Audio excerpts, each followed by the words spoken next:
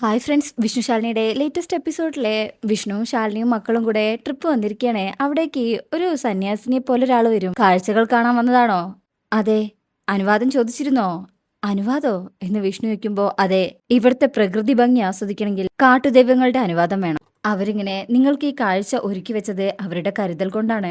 അതിനൊരു പ്രതിഫലം അവർക്ക് കൊടുത്തേ പറ്റൂ. അപ്പൊ വിഷ്ണു ഹോ എന്ന് പറയുമ്പോ അയാൾ പറയുതാ അവിടെ ഒരു കാണിക്ക ഇട്ടിട്ട് പോകും. യാത്ര സുഖകരവും ഈ കാട് നിങ്ങളെ പെറ്റമ്മയെ പോലെ സംരക്ഷിക്കുകയും ചെയ്യും. വിഷ്ണു പറയും അതെ, ഞങ്ങളെ സംരക്ഷിക്കാൻ ഞങ്ങൾക്കറിയാം. അതിനിതുപോലെ തട്ടിപ്പ് ദൈവങ്ങളുടെ ഒന്നും ആവശ്യമില്ല. അപ്പോൾ അയാൾ ഇങ്ങനെ തലയാട്ടും. കുട്ടികളെ കൊണ്ട് പോകുന്നതല്ലേ, ഒന്ന് കണ്ടു വണങ്ങി പോകുന്നത് ഉത്തമം. വിഷ്ണുവിന് ഇഷ്ടപ്പെടുന്നില്ല. എന്റെ പൊന്ന്, അതെ ഞങ്ങൾക്ക് ഒരുപാട് പണിയുണ്ട്. എന്തായാലും ഉപദേശത്തിന് നന്ദി. ഓരോ തട്ടിപ്പായിട്ട് വന്നിരിക്കാ. മക്കളെ കേറിക്കേ.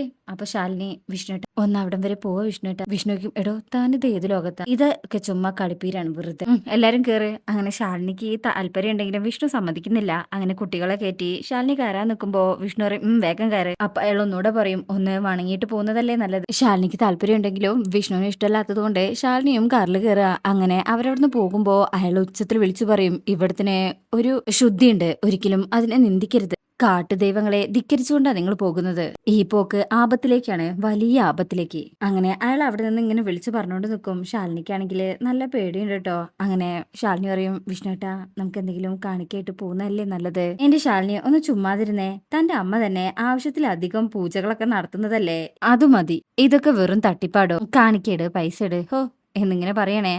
സത്യക്കും ഇനി ഇവിടുന്ന് എത്ര ദൂരം ഉണ്ടാച്ചാ നമ്മൾ എത്താറായടാ എന്നൊക്കെ ഇങ്ങനെ പറഞ്ഞ് അവരവിടുന്ന് പോയിക്കൊണ്ടിരിക്കണേ.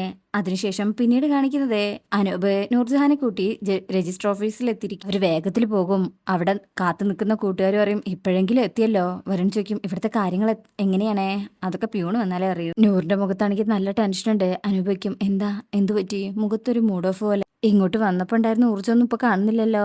ആരെങ്കിലും തിരക്കി വരുന്നുള്ള പേടിയാണോ? അപ്പൊ നൂർജഹാൻ ഒന്നും മിണ്ടുന്നില്ല. അതെ, കുറച്ച് സമയത്തേക്ക് ടെൻഷനൊക്കെ മാറ്റി വെച്ചേക്ക്. നിങ്ങളുടെ ജീവിതത്തിലെ ഏറ്റവും സുന്ദരമായ മുഹൂർത്തം നടക്കാൻ പോകുന്നത്. അവരിങ്ങനെ പരസ്പരം നോക്കും. വരുണ് വയ്ക്കും അല്ല മാലയൊന്നും ഇല്ലടേ. അപ്പൊ വേറെ ഒരുത്തൻ പറയും എടാ എങ്ങനെയെങ്കിലും രഹസ്യമായിട്ട് കാര്യം നടത്താൻ നോക്ക്. അതിന്റെ ഇടയിലാണോ എന്നാ പിന്നെ പത്രത്തിന്റെ ഫ്രണ്ട് പേജിൽ ഒരു ഫോട്ടോ കൂടെ കൊടുക്ക്. എല്ലാം സെറ്റാണേ, നിങ്ങൾ വരാൻ വൈകിയതാ പ്രശ്നം എന്ന് പറഞ്ഞ അവിടുന്ന് ഒരു ചുവപ്പ് പൂമാല എടുക്കും. അപ്പോഴേക്കും പ്യൂൺ അങ്ങോട്ട് വരും. അവർ കയറി പോകാൻ തുടങ്ങുമ്പോൾ തന്നെ പ്യൂണയ്ക്കും എങ്ങോട്ടാ, അവിടെ ഒന്ന് രണ്ട് കാര്യങ്ങൾ കൂടി ചെയ്യാനുണ്ട്. അവിടെ വേറെ രജിസ്ട്രേഷൻ നടന്നുകൊണ്ടിരിക്കുക. അനൂപിന് ദേഷ്യം വരും. എന്നിട്ടാണോ ചേട്ടാ ഞങ്ങളായിട്ട് ഈ ഓട്ടോ ഓടിച്ച്? മോനെ കല്യാണം എന്ന് പറഞ്ഞാൽ തന്നെ ഓട്ടാ. ഇപ്പൊ കല്യാണം നടത്താനുള്ള ഓട്ടം, അത് കഴിഞ്ഞാൽ ജീവിക്കാനുള്ള ഓട്ടം. അങ്ങനെ ഒപ്പത്തിനൊപ്പം ഓടിയെത്തുമ്പോഴാണ് യഥാർത്ഥ ജീവിതം എന്താണെന്ന് നിങ്ങൾ അറിയാൻ പോണത്. ഭരണയ്ക്കും ചേട്ടൻ ഇവർ ഇപ്പോഴേ പറഞ്ഞു പേടിപ്പിക്കാണോ? പ്യൂണ് പറയും ഒന്ന് പറഞ്ഞതേ ഉള്ളൂ. ജീവിതത്തിൽ പ്രാരാബ്ദങ്ങൾ വരികയാണെങ്കിൽ അപ്പൊ ഇവർക്ക് ഗുണം വരും. അപ്പൊ ഇവിടെ നിക്കിട്ടോ, ഞാൻ വിളിക്കാന്ന് പറഞ്ഞ അങ്ങനെ അകത്തേക്ക് കയറിപ്പോവും. അയാള് ചുമ്മാ തലേതാ, ടെൻഷൻ അടിക്കണ്ടാട്ടോ എന്നൊക്കെ പറഞ്ഞ് സമാധാനിപ്പിക്കണേ. അനൂപും നൂർജഹാനും പരസ്പരം നോക്കുന്നുണ്ട്. നൂർജഹാന്റെ മുഖത്ത് നല്ല ടെൻഷനും ഉണ്ട്. അതിനുശേഷം പിന്നീട് കാണിക്കുന്നത് ഇവരിങ്ങനെ ട്രിപ്പ് പോകുന്നതാട്ടോ. ശാലിനി അപ്പൊ ഡ്രൈവ് ചെയ്യുന്നത്. അമ്മാള് കൊള്ളാലോ അച്ഛാ, ഡ്രൈവിംഗിൽ എക്സ്പേർട്ട് ആണ്. അപ്പൊ ശാലിനി ഡ്രൈവ് ചെയ്തോണ്ട് പറയും അമ്മയെ കുറിച്ച് ഇനി നിങ്ങൾ അറിയാനിരിക്കുന്നതല്ലേ ഉള്ളൂ. അപ്പോ വിഷ്ണു പറയും മക്കള് കിടന്നൊന്ന് മയങ്ങിക്കോ, സ്ഥലത്തും അച്ഛൻ വിളിക്കാം. ഉറങ്ങാനോ? ഞങ്ങൾ ഏതെങ്കിലും കാട്ടാനെ കണ്ടിട്ട് ഉറങ്ങും. വിഷ്ണു പറയും അയ്യോ സന്തോഷം, കാട്ടാനെ ഇതിനകത്ത് കയറ്റണമെന്ന് മാത്രം പറയല്ലേ, ഈ വണ്ടി വലിക്കില്ല അതുകൊണ്ടാ. അങ്ങനെ കോടമഞ്ഞിനിടയിലൂടെ അവര് ശാലിനി കാർ ഓടിച്ച് അങ്ങനെ പോവാ. അതിനുശേഷം പിന്നീട് കാണിക്കുന്നത് നൂർജഹാന്റെ ഫോൺ അവളെ എടുത്തിട്ടില്ല. അതിങ്ങനെ സോഫയിൽ കിടന്ന് ബെല്ലടിക്കുമ്പോ പടച്ചോനെ ഇവളിത് എടുക്കാതെയാണോ പോയിരിക്കുന്നത് എന്ന് പറഞ്ഞ് സൈനബ കോൾ എടുക്കും. അപ്പോഴേക്കും നസീർ അങ്ങോട്ട് വരും. അതെ കസ്റ്റമർ കെയർ എന്ന് പറഞ്ഞ ഫോൺ കൊടുക്കുന്നില്ലെങ്കിലും നസീർ അതങ്ങ് തട്ടി വാങ്ങിക്കും. അപ്പോഴായിരിക്കും അതിലെ മെസ്സേജ് നസീർ കാണുന്നത്. I am waiting, come to the registrar's office before 11 o'clock എന്ന് പറഞ്ഞ അനൂപിന്റെ ഫോട്ടോ ഒക്കെ ഉണ്ടായില്ലേ. ഇത് കണ്ട് ശേഷം പാപ്പാ എന്നിങ്ങനെ ഞെട്ടലോടെ വിളിക്കും. ശേഷം നൂറേ എന്ന് വിളിച്ച് അകത്ത് കയറി നോക്കുക. ഇവളിത് എവിടെ പോയി എന്ന് പറഞ്ഞ റൂം മുഴുവൻ അരിച്ചു പറക്കണേ. ബാത്റൂമിലൊക്കെ നോക്കും. എന്നാൽ നൂർജഹാൻ അവിടെ ഇല്ലല്ലോ. അത് ഇവരെ അറിഞ്ഞിട്ടില്ല. ബാപ്പാന്ന് ഇങ്ങനെ വിളിക്കുന്നുണ്ട്. ശേഷം ഉമ്മയോട് വന്ന് ചോദിക്കും എവിടെ, അവൾ എവിടെയാന്ന് ചോദിച്ചത്. എനിക്കറിയില്ല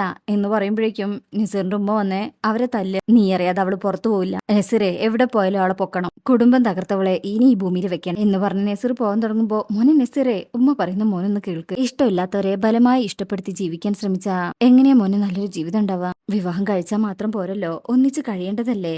ഒരു കുടുംബജീവിതമാകുമ്പോൾ ആദ്യം വേണ്ടത് മനപ്പൊരുത്ത. അപ്പോ ഉപ്പ പറയും ഇവിടെ പ്രസംഗം കേട്ട് നിൽക്കാതെ നീ അവളെ പോയി നോക്കണം. ഏത് ദുനിയാവിൽ പോയി ഒളിച്ചാലും അവനെയും പൊക്കണം അവളെയും. കിട്ടിയ കൈയും കാലും തല്ലിയൊടിച്ച് ഇവിടെ കൊണ്ടിടണം. ഭക്ഷണം കഴിക്കാൻ കൊടുത്താൽ മതിയല്ലോ, ഇവിടെ കിടന്നോളും. പിന്നെ അവനെ കിട്ടിയാൽ ഒരിക്കലും അവരുടെ നിഴൽവട്ടത്ത് പോലും വരാൻ പറ്റാത്ത രീതിയിലാക്കണം. എങ്ങനെ ആക്കണമെന്ന് ഞാൻ പറഞ്ഞിട്ടുണ്ടല്ലോ.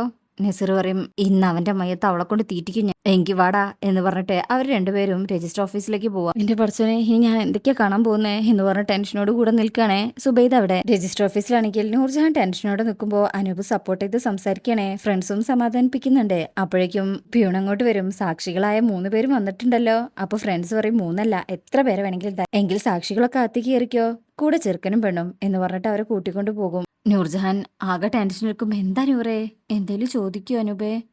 PSCക്കുള്ള 2-3 ചോദ്യം ചോദിക്കും. എന്റെ നൂറേ, അവിടെ അതിനുള്ള സമയമൊന്നും ഉണ്ടാവില്ല. അതെ, കിന്നരൊക്കെ പിന്നെ രണ്ടാളും ഐശ്വര്യമായിട്ട് അകത്തേക്ക് കയറിയേ.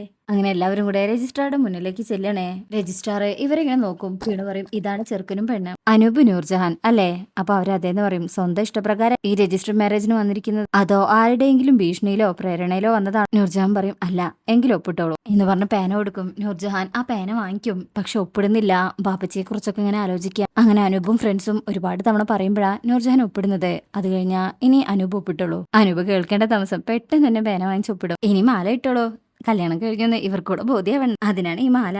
അപ്പൊ രജിസ്ട്രാർ പറയും, ഓ ആയിക്കോട്ടെ ആയിക്കോട്ടെ. അങ്ങനെ ആദ്യം വധുവിട്. അങ്ങനെ നൂർജഹാൻ ഇപ്പോഴാണൊന്ന് ചിരിക്കുന്നത്. അനൂപിന്റെ കഴുത്തില് ആ മാല ഇട്ട് കൊടുക്കും. ശേഷം അനൂപ് തിരിച്ചും, ഇനി ആരും കുരവിടുന്നില്ലേ? അപ്പൊ അവള് പറയും, ഇത് തന്നെ ധാരാളം, ഇനി കുരവിട്ട് ഇത് ചളവാക്കണം, എങ്കിൽ സാക്ഷികൾ ഒപ്പിട്ടോളൂ.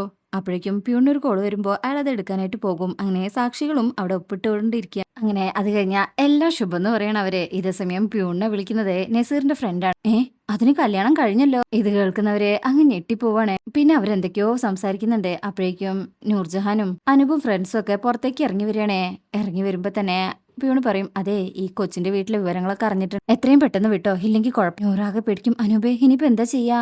ടെൻഷനോടെ പറയുമ്പോ വരുൺ ചോദിക്കും, എന്താടാ കുഴപ്പമുണ്ടോ? ആടാ കുഴപ്പമാണേ, നമ്മൾ പ്ലാൻ ചെയ്തത് രജിസ്ട്രേഷൻ കഴിഞ്ഞിട്ട് നൂറിനെ അങ്ങോട്ട് തന്നെ പറഞ്ഞു വിടാന്നല്ലേ. നൂറ് പറയും, പക്ഷെ അതിനി നടക്കില്ലല്ലോ, അവരെല്ലാം അറിഞ്ഞില്ല. ഇനി അങ്ങോട്ട് പോകുന്നത് എന്നെ കൊല്ലുന്നതിന് തുല്യം. ഇനി ഇവിടെ തർക്കിച്ച് നിന്നിട്ട് കാര്യമില്ല. ആരൊക്കെ അങ്ങോട്ട് വരുന്നുണ്ട്. മക്കളോടുള്ള സ്നേഹം കൊണ്ട് പറയുന്നതാ, എങ്ങോട്ടെങ്കിലും ഓടി രക്ഷപ്പെട്ടോളൂ. അവരുടെ കയ്യിൽ കിട്ടിയ രണ്ടിനെയും വെറുതെ വിടില്ല. അതെ, സംഭവം ഇവളുടെ വീട്ടിലറിഞ്ഞ സ്ഥിതിക്ക് ഞാൻ ഇവരെ എങ്ങോട്ടെങ്കിലും മാറ്റാം. നീ ആ വണ്ടി എടുത്തേ. ആ കീതാ, ഈ വണ്ടിയുടെ കീ നീ എടുത്തോ എന്ന് പറഞ്ഞ് വണ്ടിയുടെ കീ അങ്ങോട്ടും ഇങ്ങോട്ടും മാറ്റി. വേഗം വാ എന്ന് പറഞ്ഞ് അവരവിടെ നിന്ന് പോകണേ. അവര് മാത്രമല്ല ഫ്രണ്ട്സും എല്ലാവരും 2 കാറിലായിട്ട് അവിടെ നിന്ന് പോകും. ടെൻഷനോട് കൂടിയായിട്ട് അവര് പോകുന്ന വഴി നൂറ് ചോദിക്കുന്നുണ്ട്, അനൂപേ ഇനി എന്ത് ചെയ്യും? അനൂപ് പറയും, നമുക്ക് വഴി ഉണ്ടാക്കാം, നീ ധൈര്യമായിട്ടിരിക്കേ എന്നൊക്കെ പറഞ്ഞ് സമാധാനിപ്പിക്കുക.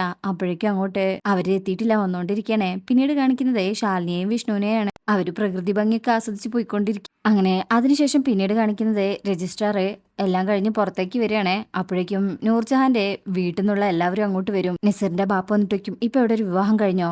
ചെക്കന്റെ പേര് അനൂപ്, പെണ്ണിന്റെ പേര് നൂർജഹാൻ. രജിസ്ട്രാർ പറയും, ഉവ്, അവര് കല്യാണം കഴിഞ്ഞു പോയല്ലോ. അനൂപിന്റെ നൂർജഹാന്റെയും കല്യാണം കഴിഞ്ഞെന്ന് കേൾക്കുമ്പോ എല്ലാവരും ഞെട്ടിപ്പോവാണേ. നസീറിന്റെ ബാപ്പ പറയും, അവർ ഈ ജില്ല വിട്ട് പോകരുത്, രണ്ടിനെയും പൊക്കണം. നസീർ പറയും, രണ്ടിനെയും പൊക്കിയിട്ടേ ഈ നസീർ വരുള്ളൂ ബാപ്പ, ജീവനോടെ കിട്ടിയില്ലെങ്കിൽ രണ്ടിനെയും കൊന്നെങ്കിലും ഞാൻ കൊണ്ടുവരും, വാടാ എന്ന് പറഞ്ഞ് അവരവിടുന്ന് പോവാണ്. നസീറിന്റെ ബാപ്പ ഇങ്ങനെ ദേഷ്യത്തോടു കൂടെ അവിടെ നിൽക്കുക. ശേഷം പിന്നീട് കാണിക്കുന്നത് ശാലിനിയും വിഷ്ണുവും കുട്ടികളെല്ലാവരും കൂടെ ഒരു സ്ഥലത്തെത്തി അവിടെ ടെന്റ് കെട്ടി നിൽക്കുക. അങ്ങനെ ടെന്റിന്റെ പരിപാടി കഴിഞ്ഞു. അപ്പൊ സത്യ പറയും, ഇതിന് ഞാനും പപ്പിയാ കിടക്കുന്നത്. ശാലിനി പറയും, അത് ശരി, അപ്പൊ പിന്നെ ഞങ്ങൾ രണ്ടുപേരും അവിടെ കിടക്കും. ശാലിനി അവിടെ ടീ ഉണ്ടാക്കിക്കൊണ്ടിരിക്കും. പപ്പി പറയും, കുട്ടികൾക്കാ മുൻഗണന, ചൈൽഡ് ഈസ് ഫസ്റ്റ് എന്നാ. വിഷ്ണു പറയും, അതെ, തന്റെ കളക്ടർ പദവി ഒന്നും ഇവിടെ ചെലവാകില്ല എന്റെ ശാലിനി, ഇത് പുതിയ യുഗ, ഇവര് പറയുന്നതെല്ലാം നമ്മൾ കേൾക്കേണ്ടി വരും. ഈ രണ്ടെണ്ണത്തിന്റെ സ്വഭാവം അനുസരിച്ച് നമ്മൾ ഈ പാറപ്പുറത്തും ഈ തേയിലത്തോട്ടത്തിനിടയിലും കിടക്കേണ്ടി വരും. പിന്നെ ഇവിടെ കാട്ടാനുള്ളതുകൊണ്ട് മറ്റു മൃഗങ്ങളൊന്നും പേടിക്കേണ്ട കാര്യമില്ല. ശാലിനി ഞെട്ടും, വിഷ്ണുവേട്ട അപ്പൊ ഇവിടെ കാട്ടാനുണ്ടോ എന്നിങ്ങനെ ഞെട്ടലോടെ ചോദിച്ചുകൊണ്ട് നിൽക്കുന്നത് കാണിച്ചിട്ടാ ഈ ഭാഗം കഴിയുന്നത്.